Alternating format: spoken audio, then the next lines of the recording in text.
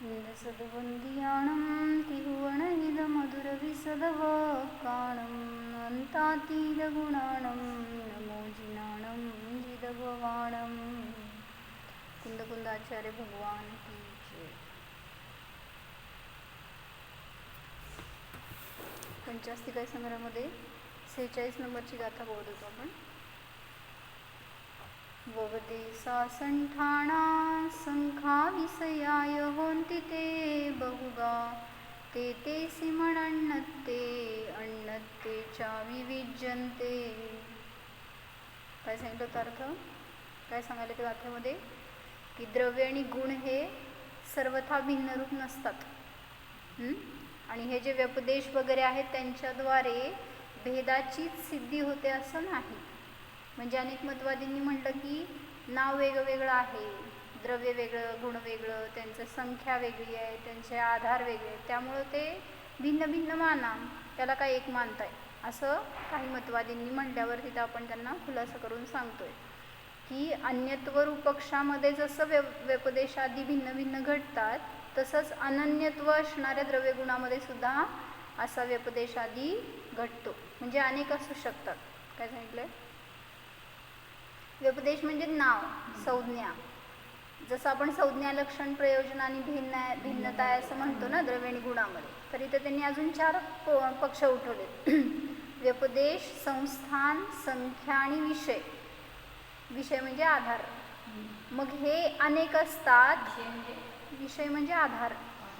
मग हे जेव्हा अनेक असतात त्यावेळेस ते द्रव्य आणि गुण अनेकच असायला पाहिजेत असं त्यांना म्हणायचं आहे. म्हणजे भिन्न भिन्नच असायला पाहिजे. जसं नाव भिन्न आहे, काय कुत्रा, मांजर हे 2 नावं भिन्न आहेत म्हणजे 2 वेगळे द्रव्य आहेत ना ते. मग तसं त्यांना म्हणायचं द्रव्य आणि गुण असे वेगळे नावं आहेत तर ती वस्तू पण वेगळी वेगळी माना. पण आपण सांगतोय की जसं अन्यत्व रूप पक्षामध्ये हे घडतात तसंच अनन्यत्व पक्षामध्ये सुद्धा घडतात, कारण आपण तिथं कथनचित भेद मानलेला आहे.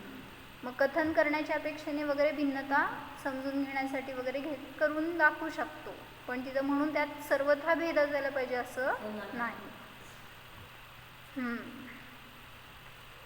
तर जयसेनाचार्यांची टीका बघायची होती.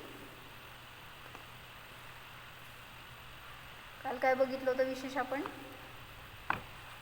अमृतचंद्राचार्यांच्या टीकेमध्ये?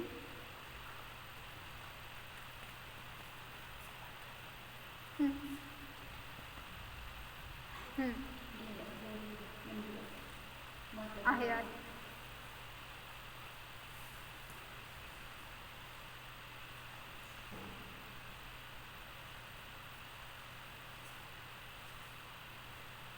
म्हणजे नैयायिकांनी असं विचारलं की जर द्रव्य आणि गुणामध्ये एकांताने भेद नसेल तर व्यपदेश आदी घटणार नाहीत.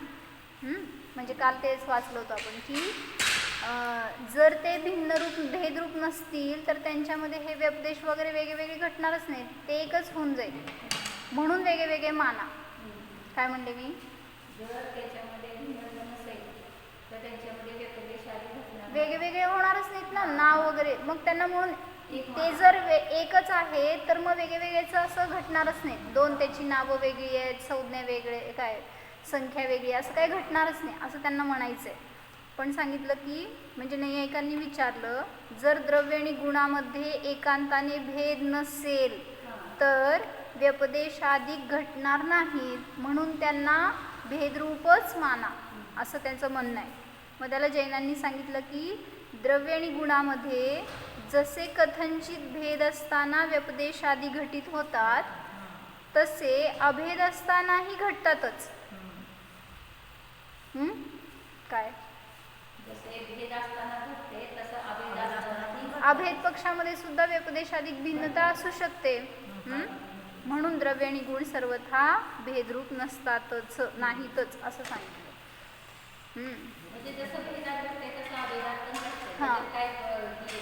हां बाधा नाही हे सांगितलं.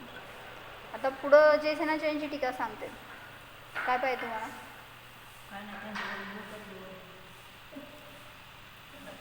त्यांना बसा म्हणून सांगायला लागलंय वाटलं मला.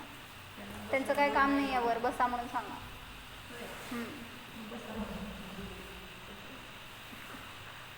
तर त्याच्यासाठी आपण दोन्ही बघितलं होतं की अभिन्न षटकारक आणि भिन्न षटकारक म्हणजे काय.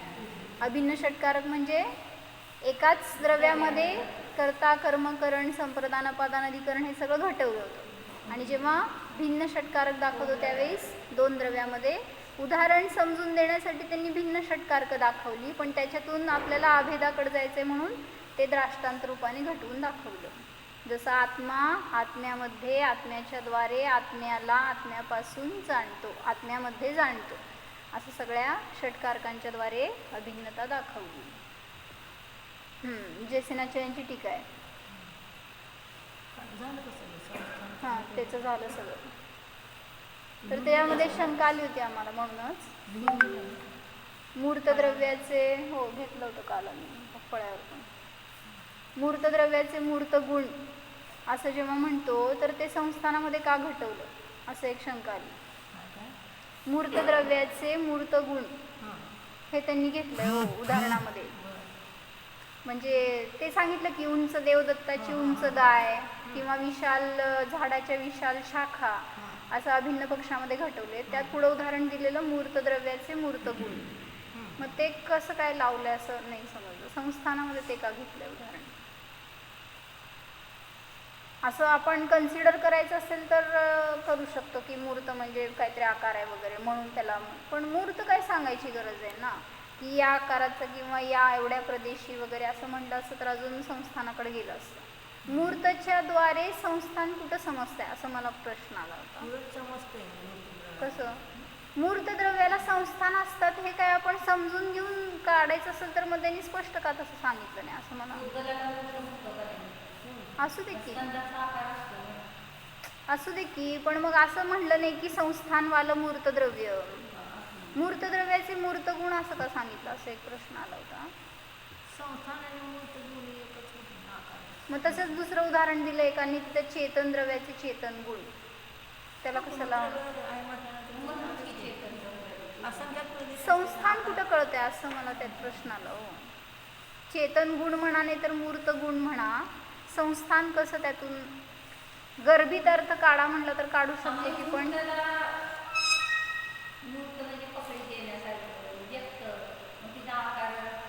तेच की असं ते कुठेतरी लांब जाऊन पकडायचं म्हणलं तर पकडू की, पण असं त्यांनी स्पष्ट उदाहरण का वेगळं घेतलं नाही असं एक आलं होतं शंका.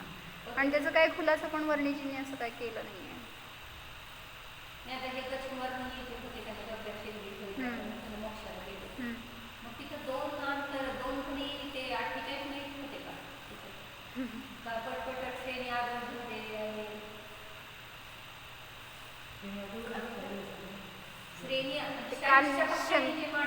काल शंका आली होती ना की 2 घडी जर स्वभावामध्ये राहिलो तर त्याला केवळ ज्ञान होतं. मग त्यांनी विचारलं होतं चेतन भैयांनी की 2 घडी राहायलाच पाहिजे का, कमीमध्ये होत नाही का, म्हणजे 48 मिनिटाच्या पेक्षा कमी काळामध्ये त्यांना केवळ ज्ञान होत नाही का. श्रेणी खूप कमी काळ आहे. अंतर्मुहूर्त इतका की 7व्याचा आहे, 6व्यापेक्षा अर्धा 7व्याचा आहे. आणि सगळ्या श्रेणींचा मिळून सुद्धा काळ एवढा नाही आहे 6व्या 7व्या एवढा. मोठा अंतर्मुहूर्त म्हटल्यानंतर सगळ्या श्रेणीचा मिळून अंतर्मुहूर्त आहे. 8 ते 12 पर्यंतच्या. 8 ते 12. त्याच्यानंतर अंतर्मुहूर्त म्हणजे खूप कमी आहेत ते पुढचे काळ. 6व्यापेक्षा 7व्याचा कमी, 7व्यापेक्षा 8व्याचा.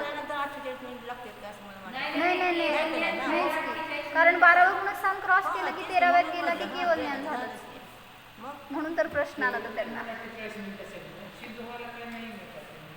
मागे एकदा असं झाली होती ना शंका समाधान, तेव्हा अम्मांनी असं सांगितलं होतं की आता त्या मुनींना लवण समुद्रामध्ये टाकलं आणि त्यावेळेस तिथं केवळ ज्ञान झालं, त्यांना तिथनं मोक्ष झाला वगैरे सांगितलं जात आहे. मग ते इथं स्वभावामध्ये होते, त्यांची इथं धून लागली होती आणि त्यांनी उचललं विद्याधरांनी कुठल्या वैरीने. मग असंच तेच की म्हणावं लागेल. 7व्या गुणस्थानात ते स्थिर राहिले, म्हणजे 7वं 6वं करत 7व्यात आहेत आणि तिथून वर चढत गेले. मग तो काळ तेवढा घ्यायचा असं धरावं लागेल जर ते वाक्य. सगळ्यांचंच की म्हणजे असं तर सांगितलं होतं मागे एकदा अम्मांनी. आता परत काल काय विषय झाला नाही त्याच्यावर. पण अंतर्मुहूर्त मुहूर्तात पण फरक आहे ना, छोटा अंतर्मुहूर्त मोठा अंतर्मुहूर्त असा. हो की, पण म्हणूनच त्यांनी प्रश्न विचारला की एक मुहूर्त जर स्वभावामध्ये राहील तर तो केवळ ज्ञानाला प्राप्त होणारच असा नियम आहे ना. मग त्यांनी विचारलं प्रश्न की कमी काळामध्ये पण होतं का केवळ ज्ञान, म्हणजे कमी काळ जर तो स्वभावात राहील तर त्याला केवळ ज्ञान होतं का.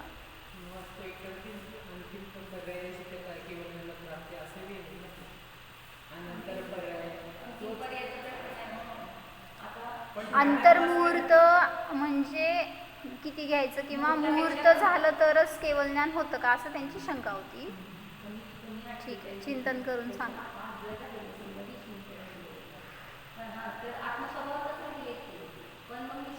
ते तुम्ही काल प्रवचन 706 गाथा बघायला सांगितले.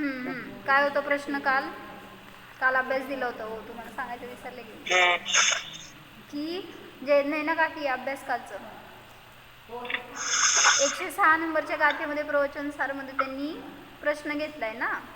असाच प्रश्न आलाय जे आता त्यांनी नैयायिकांनी विचारलं की जर द्रव्यगुणात एकांताने भेद नसेल तर व्यपदेशाधिक पण नसतीलच. आणि मग त्याला आपण उत्तर दिलं की कथनचित भेद असतो, कथनचित अभेद असतो.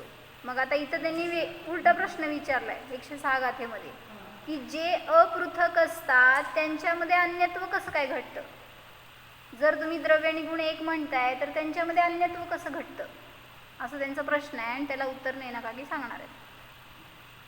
काय बघितलं सांगा स्फूर्ती काकी. ते त्यांनी शुभ्र वस्त्राचं उदाहरण दिलंय ना, की शुभ्रत्व जे आहे ते चक्षु इंद्रियाचा विषय आहे. आणि त्यांनी फक्त शुभ्रत्व म्हणजे लक्षात येतं, पूर्ण ते शुभ्र वस्त्र लक्षात येत नाही. पण वस्त्र हे पंचेंद्रियाचा विषय आहे, ते 5 इंद्रियांनी आपल्या लक्षात येतं. तसं एक गुण जर का घेतला तर त्यांनी पूर्ण द्रव्य लक्षात येत नाही. जसं द्रव्यामध्ये सगळे हे असतात म्हणजे गुण सामावलेले असतात, पण एक गुण घेतला तर तो वेगळा झाला आणि द्रव्य त्यात गुणांनी सहित द्रव्य हे वेगळं झालं. बरोबर. तर म्हणून त्याच्यामध्ये अन्यत्व आहे. म्हणजे जे अपृथक आहेत त्यांच्यामध्ये अन्यत्व कसं काय घडतं असा प्रश्न विचारलाय ना. मग त्याला उत्तर दिलं की वस्त्र आणि शुक्लत्व ह्यांच्यामध्ये सुद्धा प्रदेशभेद नाही आहे. उदाहरण दिलं होतं त्यांनी, म्हणून ते पृथक नाही आहेत, अपृथक आहेत. मग का भेद केला त्यांच्यात, अन्यत्व का केलं तर शुक्लत्व हा चक्षु इंद्रियाचा विषय आहे आणि वस्त्र हे 5 इंद्रियांचा विषय आहे. म्हणून कथनचित भेद होतो त्यांच्यामध्ये. शुक्लत्व चक्षुरेंद्रियाने जाणले जाते पण अन्य इंद्रियांचा तो विषय नाही. शुक्लत्व हा अन्य इंद्रियांचा विषय नाही आहे आणि वस्त्र 5 इंद्रियांचा विषय आहे. म्हणून वस्त्र म्हणजे शुक्लत्व नाही, शुक्लत्व म्हणजे वस्त्र नाही. तसंच भेद केला. त्यामध्ये अपृथकत्व असले तरी अन्यत्व आहे हे सिद्ध केले. तसेच द्रव्य गुणात सुद्धा द्रव्य म्हणजे गुण नाही, गुण म्हणजे द्रव्य नाही. त्यामुळे त्यांच्यामध्ये कथनचित भेद आहे हे सिद्ध केलं. द्रव्य गुणामध्ये द्रव्य म्हणजे गुणरूप नाहीत आणि गुण द्रव्यरूप नाही, म्हणून कथनचित त्यांच्यामध्ये सुद्धा अन्यत्व आहे. सगळ्यांनी गुण हे अंश आहेत आणि द्रव्य हे अंशी आहेत. एक गुण अन्य गुणरूप नाही आहे. जसं शुक्लत्व हे एकच इंद्रियाचा विषय आहे, तसं गुण हे एकच स्वतःच स्वरूप धरतात, ते अन्य गुणरूप होत नाही आहेत. मग द्रव्य आहे ते सगळ्या गुणमय आहे, सगळ्या गुणांनी भरलेलं असं ते द्रव्य आहे असं म्हणलं. त्यामुळे हे एका गुणाचं म्हणजे अंशाचं भाव म्हणजे एक गुण जर का आपण हे केला ज्ञान गुण तर त्याच फक्त आपल्याला म्हणजे ज्ञान होतं, इतर गुणांचं होत नाही, नाही का. बरोबर. मग शुक्लत्व म्हणजे ना की चक्षु इंद्रियाच्याच विषयाचं ज्ञान होतं जेव्हा शुक्लत्व म्हणतो. अन्य 5 इंद्रियांनी शुक्लत्व जाणलं जात नाही. मग तसंच म्हणलं गुण म्हणून सांगत असताना संपूर्ण द्रव्य नाही जाणलं जात, पण द्रव्य म्हणत असताना सगळे गुणांचा पिंड जाणला जातो. असं थोडंसं कथनचित भेद करण्याच्या पेक्षेने सांगितलं.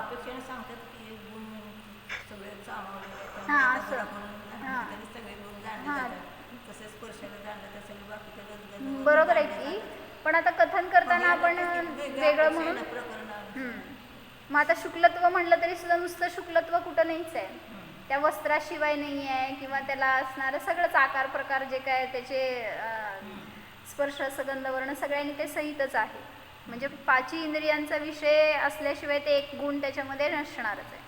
पण फक्त कथन करताना असं सांगितलं की का भेद केलाय, अन्यत्व का आहे त्यांच्यामध्ये. जर ते एकरूप आहे द्रव्य आणि गुण तर त्यांच्यामध्ये अन्यत्व का, ह्याच्यासाठी उत्तर देऊन सांगितलं दृष्टांतामध्ये की जे चक्षु इंद्रियाचा किंवा एका इंद्रियाचा विषय आहे ते अन्य कुठल्या इंद्रियांचा विषय नसतं, आणि जे पाची इंद्रियांचा विषय आहे ते एका इंद्रियांचा विषय नसतं असं सांगितलं. जे द्रव्य आहे ते गुण नाही, गुण आहे ते द्रव्य नाही, म्हणून त्यांच्यामध्ये पृथक्त्व नसलं तरी सुद्धा अन्यत्व आहे. काय म्हणले मी शब्द? पृथक्त्व म्हणजे प्रदेशभेद.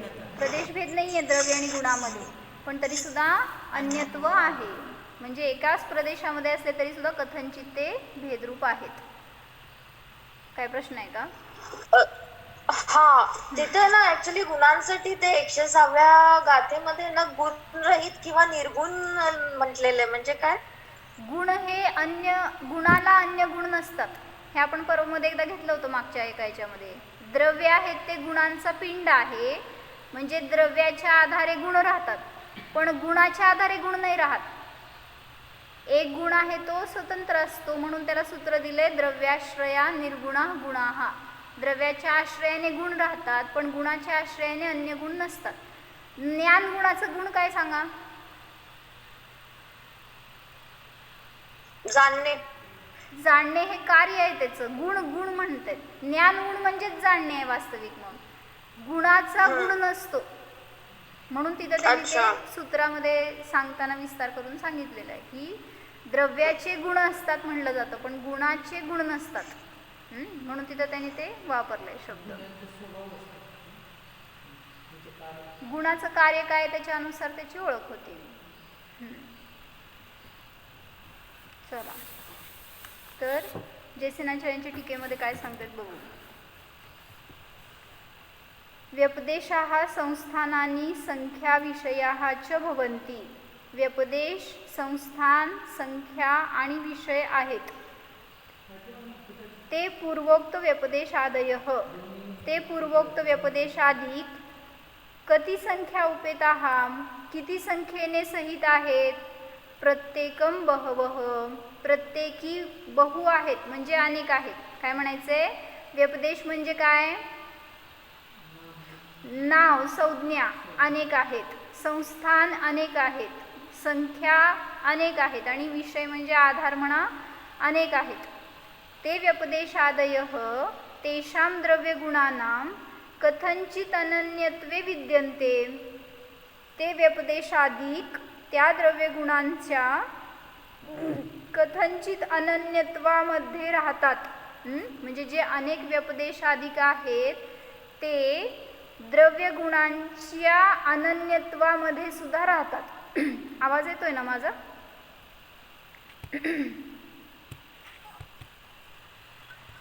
येतोय, आवाज येतोय. बहुरूपी झालंय नाही ना काकी?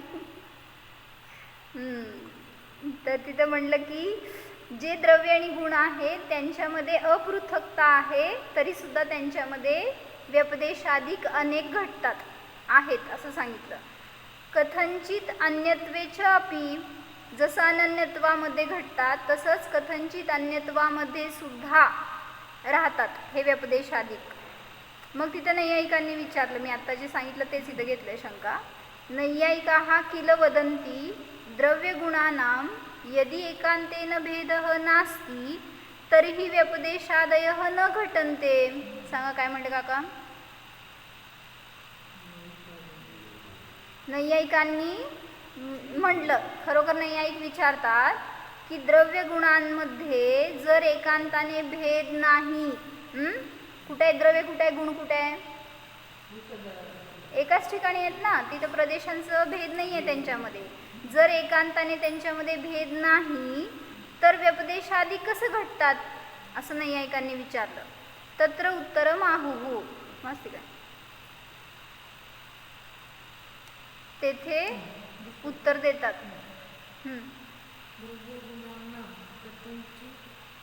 भेदे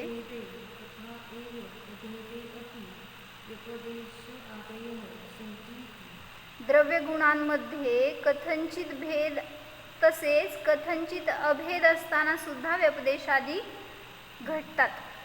काय म्हणलं? द्रव्य गुणांमध्ये कथंचित भेद असताना जसे व्यपदेश घडतात त्याचप्रमाणे अभेद असताना सुद्धा व्यपदेशादी घटित होतात असं सांगायचं आहे. म्हणजे भेद असतानाच घटायला पाहिजे असं नाही. तुम्ही सर्वथा भेद मानले नैयायिकांनी आणि म्हणतात की म्हणून त्याच्यामध्ये हे वेगळे नाव वगैरे घटू शकतात. पण जसं तुमच्या मतामध्ये भेद असताना घटतात तसंच आम्ही सांगतोय की कथंचित अभेद असताना सुद्धा त्यांच्यामध्ये भिन्नता घटू शकते. तद यथा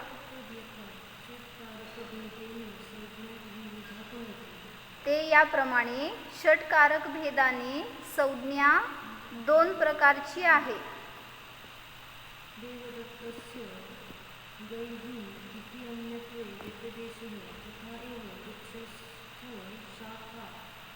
वृक्षस्य शाखा वृक्षस्य आहे पाहिजे.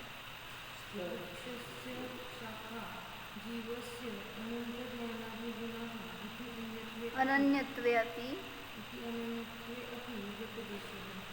नाही ते काय मागच्या वाक्यामध्ये बघत होते मी. षटकारकाच्या भेदाने संज्ञा दोन आहेत. कुठले दोन आहेत?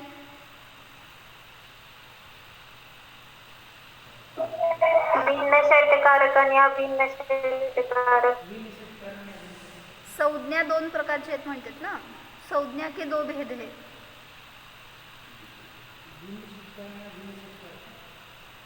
षटकारकाचे दोन भेद म्हटलं असतं तर तसं लावता आलं असतं. षटकारकाच्या भेदाने संज्ञाचे दोन भेद आहेत. मग कसं म्हणावं लागेल? द्रव्य आणि गुणामध्ये असणारी संज्ञा ती अभिन्न षटकारकातली झाली आणि मग जिथं भेद पक्ष आहे त्याच्यातली संज्ञा ती भिन्न संज्ञा झाली असं म्हणावं लागेल. म्हणजे संज्ञा सांगायची आहे ना आपल्याला. मग ती संज्ञा द्रव्य गुणांची असेल किंवा मग देवदत्त आणि गाय अशी संज्ञा असेल. म्हणजे भिन्न पक्षामधली संज्ञा आणि अभिन्न पक्षातली संज्ञा. तसंच संज्ञा संस्थान तसंच घ्यायचं.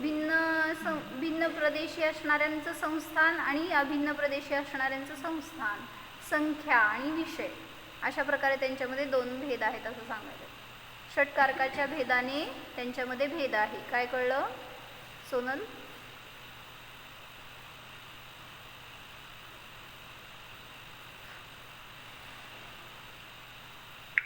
भिन्न पक्ष आणि अभिन्न पक्ष असे दोन संज्ञा झाल्या आणि त्यांच्यामध्ये षटकारक नंतर संस्थान, संख्या आणि आधार. भाव समजलं का काय सांगायचं त्यातलं? शब्द हेच आहेत की भाव काय सांगितलं मी?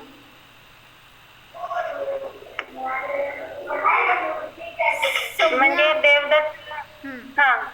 देवदत्ताची गाय सांगितली तेव्हा दोन द्रव्य आहेत म्हणून भिन्न पक्ष झाला. भिन्न पक्षातली संज्ञा झाली. ही दोघांची संज्ञा भिन्न भिन्न आहे ना.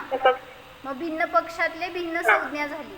आणि जेव्हा अभिन्न पक्षामध्ये द्रव्य आणि गुण एक आहेत किंवा वृक्ष आणि शाखा एकच आहेत मग त्याच्यामध्ये केलेली ती संज्ञा अभिन्न पक्षाची संज्ञा झाली. म्हणजे असं दोन्ही षटकारकांमध्ये असणाऱ्या संज्ञा भेदांच्या अपेक्षेने दोन भेद झाले.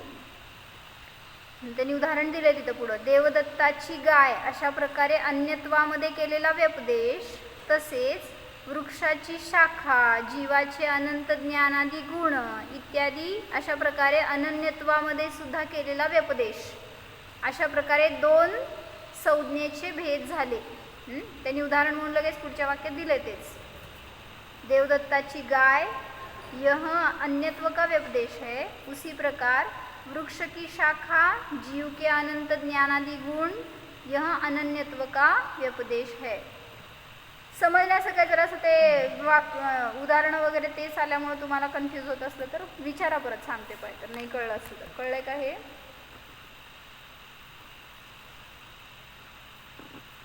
म्हणजे कसं हे केले एका द्रव्यात षटकार काल आपण बघितले होते ना, काल परवा असं सांगितलं. हे भिन्न पक्षामध्ये केलेली संज्ञा आणि अभिन्न पक्षातली. दिसतंय का बोर्ड? मग भिन्न पक्षामध्ये काय केलं होतं? संज्ञेच्या किंवा व्यपदेशाच्या अपेक्षेने भेद दाखवायचा आहे ना. मग भिन्न पक्षातली संज्ञा आणि दुसरा भेद घेतला अभिन्न पक्षातली संज्ञा, असे दोन भेद आहेत संज्ञेचे हे सांगायचं आहे. मग भिन्न पक्षामध्ये केलं काय? हा देवदत्त आहे आणि ही त्याची गाय आहे, असे दोन संज्ञा भेद झाले ना. दोन वेगवेगळे द्रव्य आहेत, त्यांची संज्ञा केली, हे भिन्न पक्षातली संज्ञा झाली. आणि जेव्हा अभिन्न पक्षामध्ये वृक्ष आहे आणि त्याची शाखा आहे, मग इथं नावं वेगळी आहेत ती, पण तरी सुद्धा हे प्रदेशाच्या अपेक्षेने वेगळे नाही आहेत. मग अभिन्न पक्षामध्ये केलेली ती संज्ञा, अनन्यत्वामध्ये संज्ञा घटवली, ती झालं दुसरा भेद. किंवा जीव आणि त्याचा ज्ञानगुण. मग नाव वेगळे नाही आहेत का? हे नाव वेगळे असले तरी सुद्धा प्रदेशाच्या अपेक्षेने तिथं अभेद आहे. म्हणून दोन संज्ञेचे भेद सांगितले, भिन्न रूप भेद आणि भिन्न रूप संज्ञा आणि अभिन्न रूप संज्ञा, अभिन्न पक्षामध्ये केलेली संज्ञा भेद. असं सोपं आहे, अवघड नाही आहे काय सुद्धा, फक्त ते विस्तार जास्त झाला त्यामुळे ते तुम्ही जास्त कन्फ्यूज व्हायला लागला असं वाटायला. ठीक आहे, पुढं. आता हे झालं पहिलं व्यपदेश. मग त्या व्यपदेशाचाच परत खुलासा करून कारकांच्या द्वारे सांगितलंय. मग जोरात वाचा, ऐक कॅच आवाज कॅच.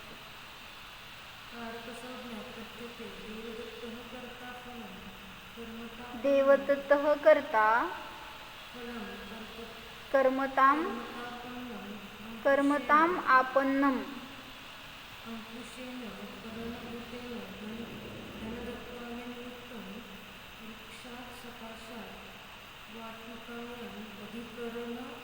भूतायाम अवचिनोति इति अन्यत्वे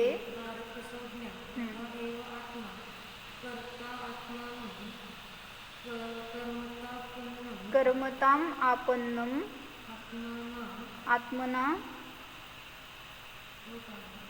आत्मना पाहिजे काय तिथं?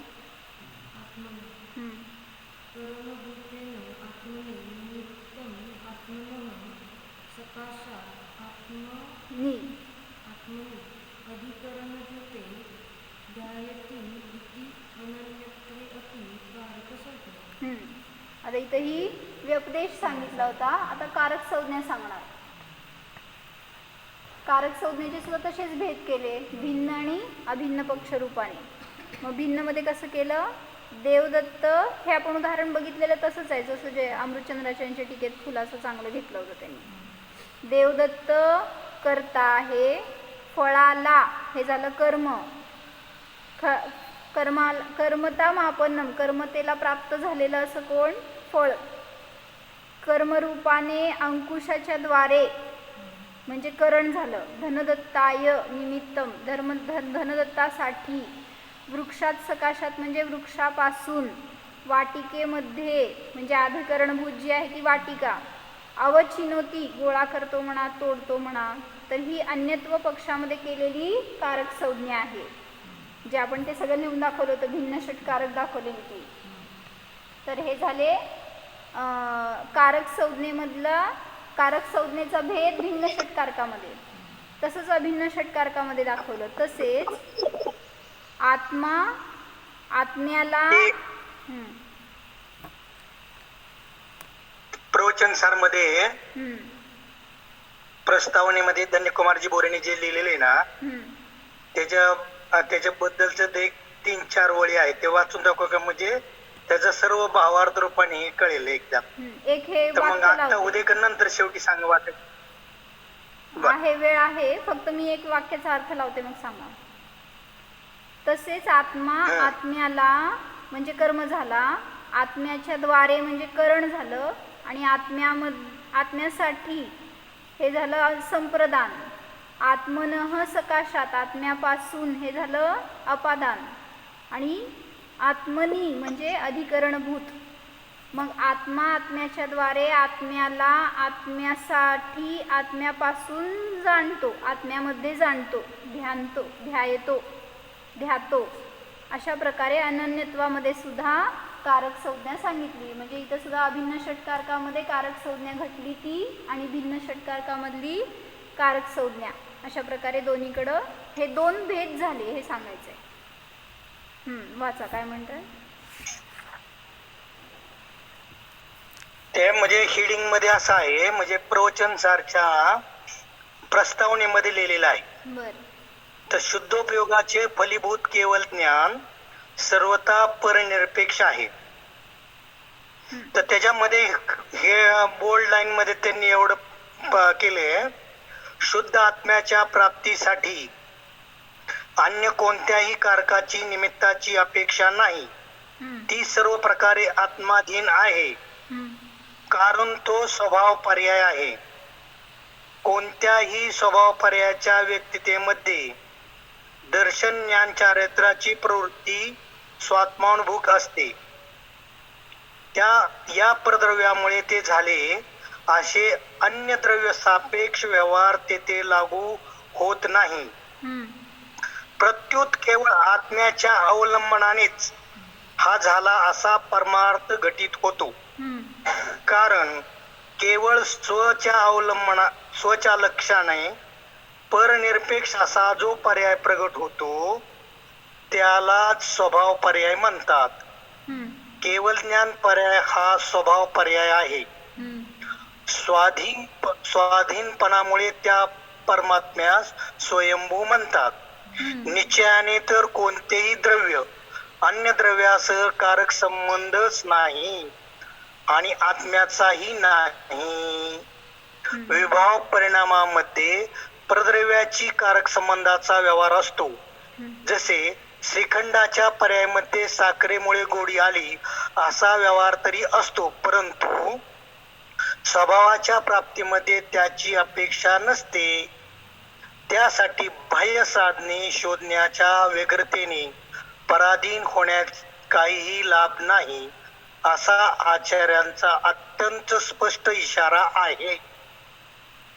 बरोबर, चांगलं सांगितलं. म्हणजे हे जे विकल्प जे येतात की नाही, जर समजलं नाही भिन्न षटकारक आणि अभिन्न षटकारक, तर त्याच्यात हे भावार्थ रूपाने म्हणजे आत्म्याला आत्मानुभूती घेण्यासाठी परद्रव्याच्या परभावाची कशाचीही गरज नाही. जे काही सांगितलं गेलं ते याच्यामध्ये त्यांनी प्रस्तावनेमध्ये थोडक्यात घटित केलेलं आहे. चांगलं खुलासा केला. काय सांगितलं, जिथं आपल्याला कार्य होण्यासाठी किंवा विभाव पर्यायासाठी म्हणा तिथं सुद्धा परद्रव्याचं अवलंबन आहे किंवा पराची अपेक्षा आहे, पण स्वभाव रूपाने परिणमन करण्यासाठी कोणाची आवश्यकता आहे, तर तिथं ते स्वाधीन कार्य आहे.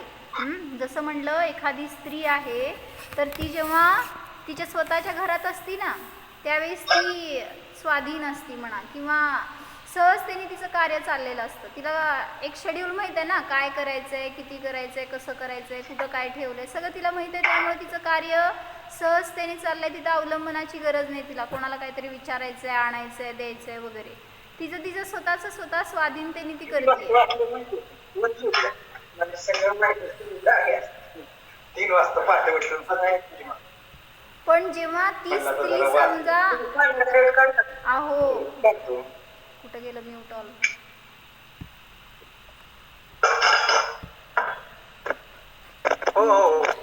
म्यूट करा.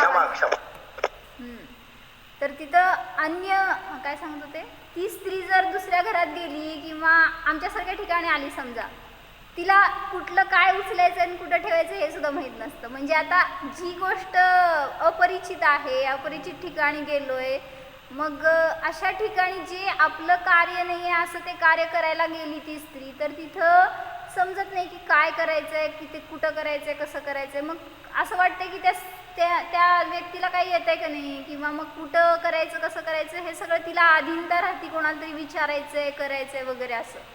मग इथं जसं विभावामध्ये सुद्धा पराची अपेक्षा येते, कारण रागद्वेषाची परिणती कधी होती, जेव्हा पराकडे लक्ष करतो त्यावेळेस, आणि किंवा त्यांच्याविषयी काही इष्टनिष्ट भाव झाले त्यावेळेस तिथं.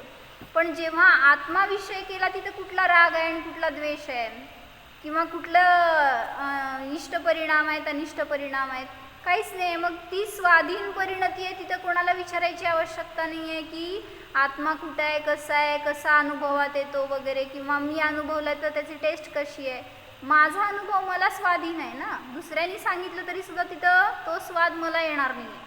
म्हणून सांगितलं अनुभूती ही सहज आहे किंवा परनिरपेक्ष आहे, स्वाधीन आहे. आणि तेच ते कार्य सोडून बाकीची कुठलीही पर्याय असू दे, त्या पर्यायामध्ये तुम्ही पराधीन आहात. आणि जेवढा जास्त काळ पराधीनतेमध्ये घालवणार तेवढं संसार वाढणार आहे, आणि जेवढं स्वाधीनता असणार आहे तेवढं ते सुखाचं कारण आहे. म्हणून सांगितलं की आम्हा सांगितलं ना नेहमी, म्हणून अशुभातून शुभात तर अनेक वेळा प्रवास केलाय तुम्ही. आता शुभ आणि शुद्धामध्ये प्रवास करण्यासाठी म्हणून ती धारा असावी आपली ज्ञानामध्ये. शुभात गेलाय तरी सुद्धा वारंवार कसं मला स्वतःकडे जाता येईल ही धून असेल तर शुभाचं सुद्धा अवलंबन सुटत जाणार. आणि मग श्रेणी चढायला किती वेळ लागणार, सहजतेने तिथं ते सुद्धा त्याचं कार्य होणार आहे. म्हणून केवळ ज्ञान प्राप्त करायचंय, मोक्ष प्राप्त करायचंय, हे सुद्धा अपराधीनता झाली. जेव्हा स्वभाव रूपाने परिणमन करतो तिथं ते होणार आहे, केवळ ज्ञान होणार आहे, मोक्ष होणार आहे. कारण त्या वर्तमानात एवंभूत न्यायाने सुखी झालाय तो, त्यामुळं त्याला बाह्यरंगामध्ये ती पराधीनता नष्ट होत जाते. पण आपण कुणाच्या तरी अवलंबनाची, कुणाच्या तरी आधाराची अपेक्षा केली तर तिथं ते कार्य होणार नाही. म्हणून स्वाधीन परिणमन करा तर सुखी राहणार, आणि अनंत सुखापासून कोणी आपल्याला वंचित करू शकणार नाही.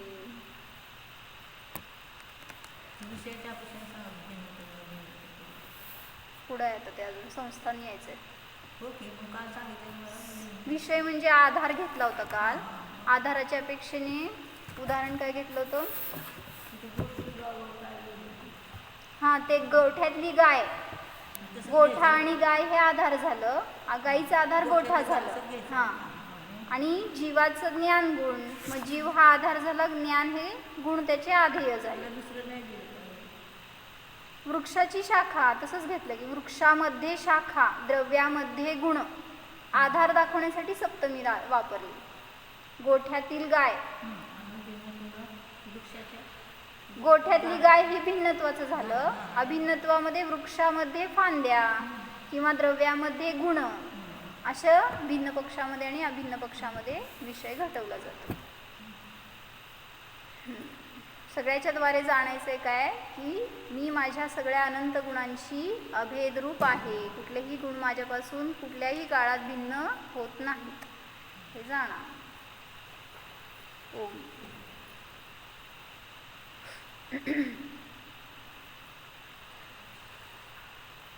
अभेद एकाकार स्वरूपोऽहम्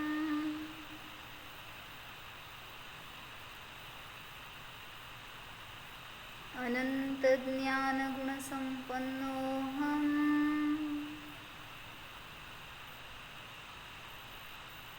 नित्य स्वाधीन स्वरूपोऽहम्